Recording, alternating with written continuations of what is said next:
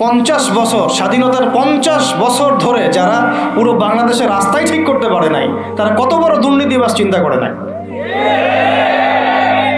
50 বছর ধরে একটা দেশকে রাডারবিহীন থাকতে হচ্ছে, স্যাটেলাইটবিহীন থাকতে হচ্ছে, পারমাণবিক কোনো অস্ত্র নাই, নিউক্লিয়ার কোনো মিসাইলস নাই, কোনো জিওপলিটিক্যাল বড় বড় রাষ্ট্রের সাথে অ্যালায়েন্স নাই।